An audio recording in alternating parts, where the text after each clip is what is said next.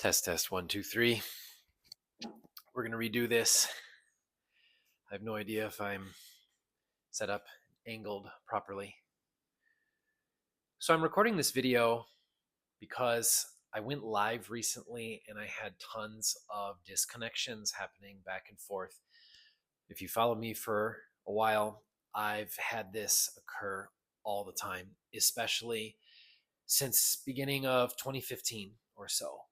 And that's kind of what propelled me to take kind of a hiatus online and go and work with people face to face.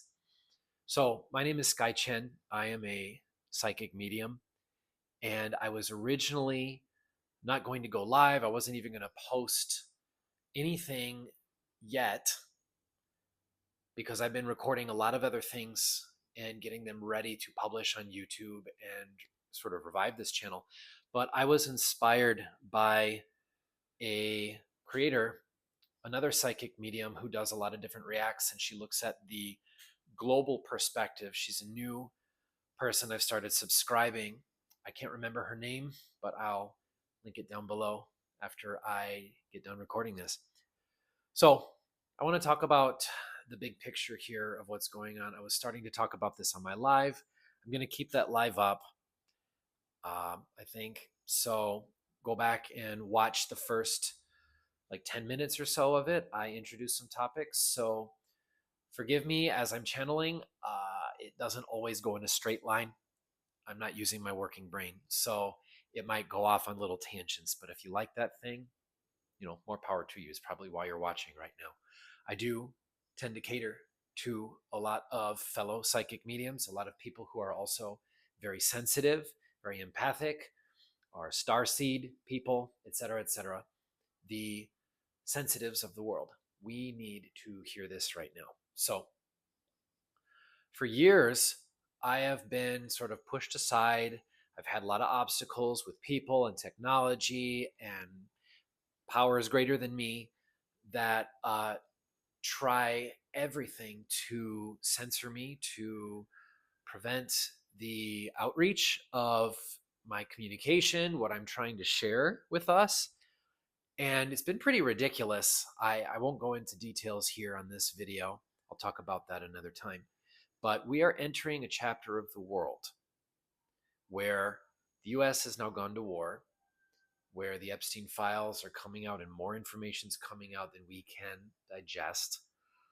The economies all over the world are doing weird things and getting ready. I just heard collapsing. There's a lot of change in the air. There's a lot of uncertainty. And I started having chest pains yesterday. And they sort of came out of nowhere. And for a while, my mind was dwelling on, oh my God, is this a physiological thing? Is this related to my diet, or is there something going on that I don't know in the background? And then the thought occurred to me today, actually right before I was going to go live, that this might be happening as me picking up on what the world is essentially facing. The video that I watched that's inspiring me to record this, she talked about sort of a lot of people bending and breaking and snapping because of system overload, too much being revealed, people not knowing what to believe, more and more anxiety and chaos, and people saying this and something saying that, and it not quite adding up. But the one thing that I loved that she said that I want to parrot as well, and I've been saying this for years, we need to, as individuals first, develop discernment, because you will soon, if not already, reach a point where you will not be able to tell what is true and what is illusion. And you must use your discernment. You must use your gut. You must use your third eye, your sixth sense, whatever term you want to give it. It doesn't matter. You have to go beyond your intellect, your mind, your preconceived notions, the way that you've been raised, how your life has gone so far, the modus operandi, the way that you have been conditioned, we have to go beyond this to know what's true. Or you will break, you will go crazy, or you will ball up, hide away as a hermit, as I have for many years, and you won't know who to trust or what to believe. Okay? This is more of a process than a destination than anything. I just heard this so clear. My main guy just decided to enunciate that, told me to word it carefully and word it well. That's what we need to do. We need to arrive to our senses. We need to expand how we are testing the information that we're seeing and that is coming to us and that we're going to. Because this year is going to be a wild ride. I made a Facebook Live post where I talked about the year of the horse, and the overall takeaway from that was not a very technical one, but it's saying that there's basically a theme of going forward full steam. And however that looks to you can vary, but in general, we are all in the kind of collective boat where we need to put our actions where our thoughts and our words are. We need to be real.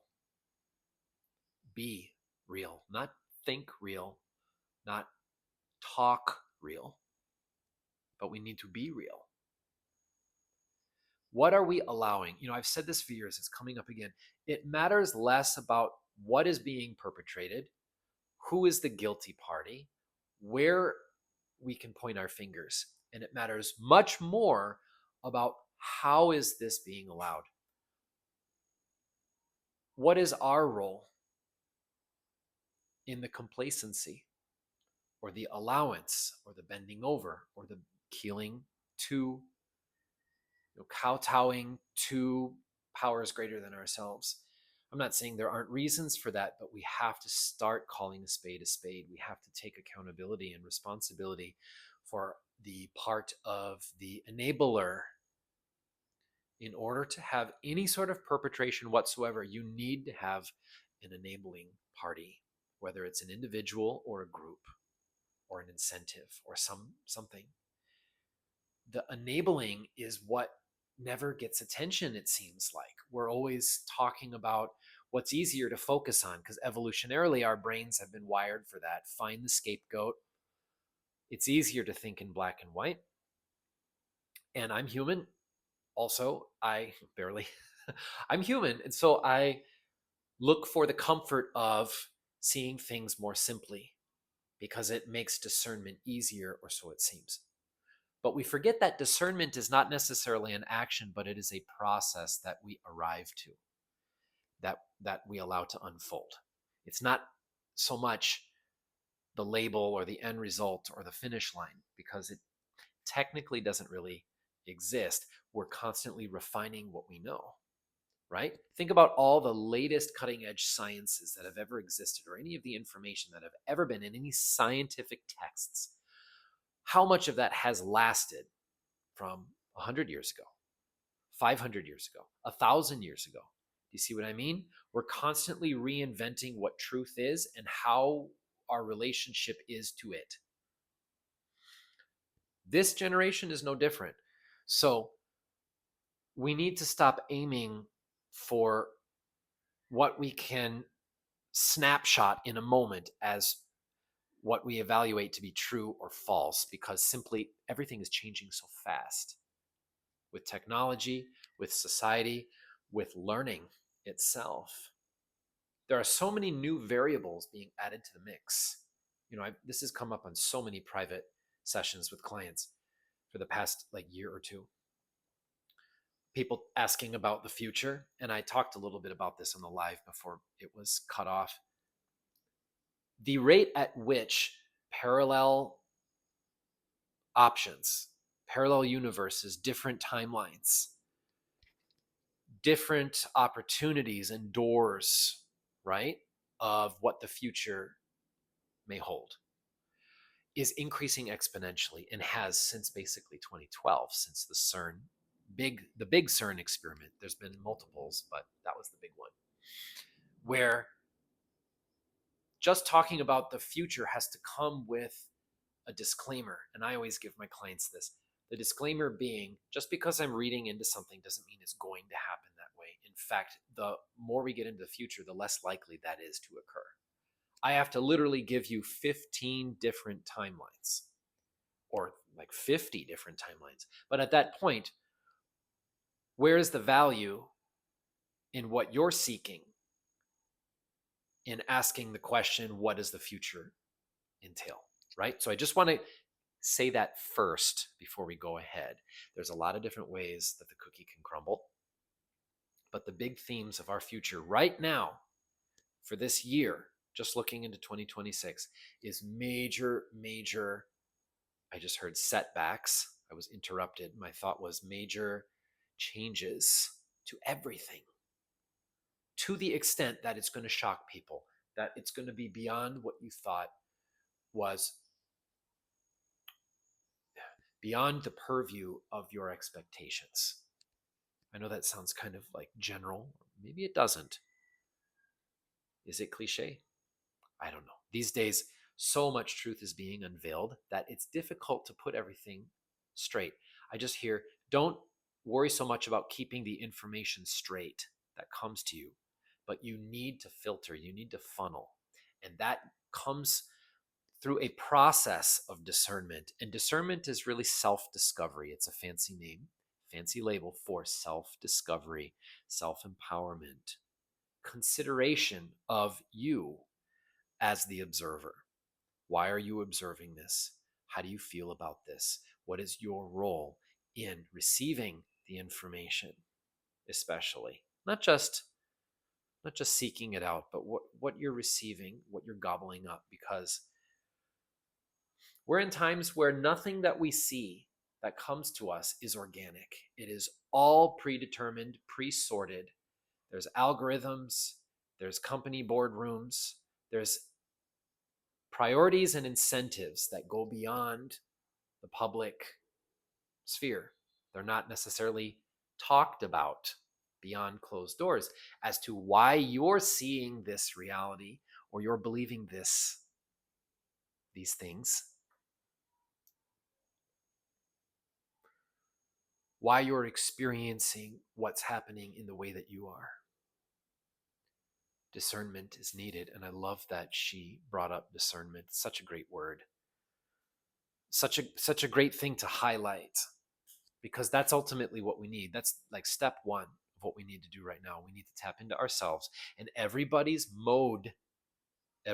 way of discernment are different. So respect that.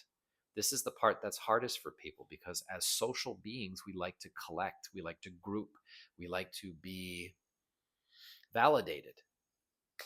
Lots of people watching this right now are going to get a warm, fuzzy feeling for being validated. And I'm human, I feel that too. But this goes deeper than that, and it goes beyond that. What we're aiming for is an unconditional means to discern, to feel, to sense what truth is from what suggestion is, to determine where the truth ends and the suggestion begins. What's being curated about what you're seeing. So I know this is kind of bigger picture, but she went into some details about it too, about the war and all that. Ever since I was in college, so I studied international relations in college, and my focus was on the trilateral relations between China, the United States, and Taiwan. And way back then in 2011, 2010, 2011, leading up to my graduation, I talked about China and what was happening in China and how it was planning and what the government was. I mean, we're talking about the government here, not necessarily the people of China, but there's been so much progress and so much misunderstanding. And at that time, it was just barrel ahead, don't ask questions. This is good for us. How can you question this? And they had exploited our weakness with that cultural arrogance. And money talks, and China gave this facade for so many years that they were a rich nation, that they had lots of capital and resources, blah, blah, blah, blah, blah, which was all overinflated. But we're now at a point in the world where what they did, and I'm not picking sides here, I'm just saying, black and white, this is what has happened. And what I was called a conspiracy theorist for years ago, which probably nobody with their right mind would ever call me that now. Our vulnerabilities are through technology and through social media. And so much of the engineering has been espionage led and has been diversion. And leading up until now, it's been mostly a volume game where whoever pumps the most content. It's such a pet peeve of mine too. I hate that word. When people talk about my content creator, content is like a fluff word. It means stuff, literally. And there is no inherent value in stuff. Stuff is filler. That's it. And so much of filler is bad, whether it be in food, whether it be in conversation with filler words, whether it be with proxies, where you can't have the thing that you initially wanted to have, or the priority, or the person is out for the count, and we need a filler, we need a substitute, right? So anyway, whoever pumps the most stuff into the flow of information holds a lot of leverage, holds a lot of power. And this has absolutely been utilized to its fullest potential by state and non-state actors, we'll just say, that don't have the interests of the United States. And there are also, it's interesting, this psychic that I watched her video, she brought this up. There's double crossers and triple crossers. There's double agents, triple agents, quadruple agents. The loyalties are not where you'd think they would be, because the higher up in the echelons of power you get, the more autonomous they are. The least connected with empathy they are, and the more selfish they are, and the higher stake game. It's like a high stakes game. They view it as that, and we're the fodder. We're the casualties. We're the eaters, they like to call us, certain circles. So strap in for this year. Focus on your discernment. How are you discerning? Are you a feeler? Are you a step back and kind of absorb it at a slower pace kind of person? Or are you a person that easily gets distracted? The longer you wait, the more input you receive. And so you got to make that quick determination. You might call yourself, or you might point the finger at yourself and be like, oh, am I being judgmental? For some people, yes, but for others that need that quick discernment, if they, the more they're overloaded, the more confused they are. That is your truth. So the takeaway here is that there isn't a one size fits all. There can't be. Not at this point.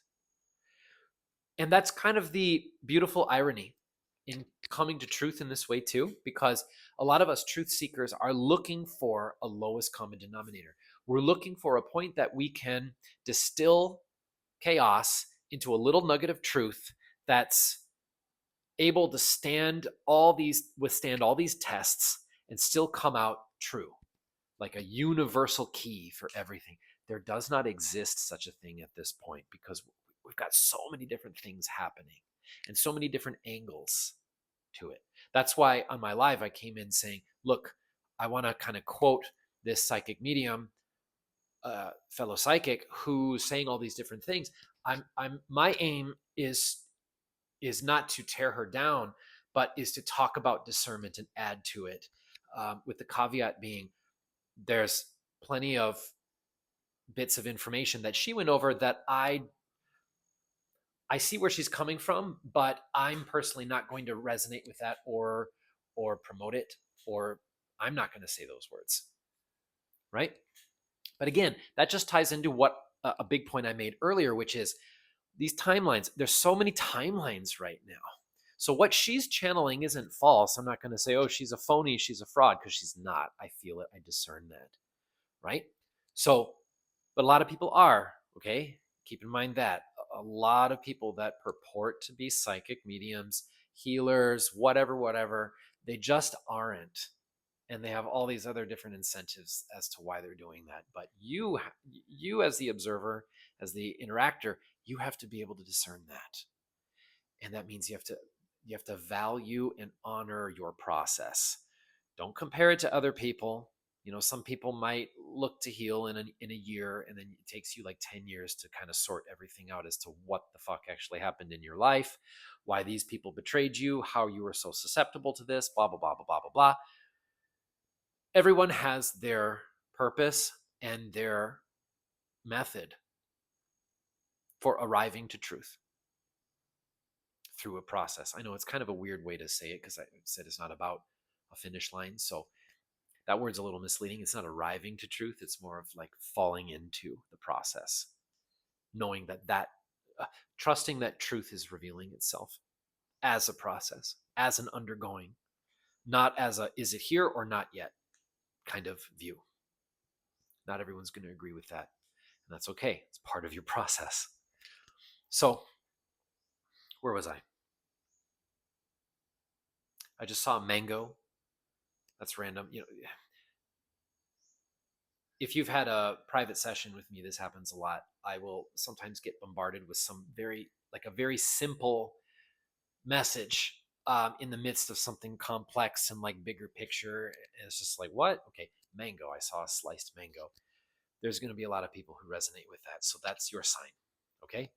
I'm going to leave it in here. What else do we have to talk about, guides? I just heard that's all. So we'll be talking a lot more about this in the future, but this is a nice little bite-sized nugget of what I wanted to get off my chest and to start talking about. And I will try to figure out what's going on with the lives. I'd love to be able to come on and do this live, raw, unedited, just so I can put more messages out there. It's a lot of time and work to edit a lot of videos, and I don't mind doing it, but some things just have to get out sooner than others. So I hope this message finds you well. I hope it resonates with you, and I'll see you later. Sky Chen out.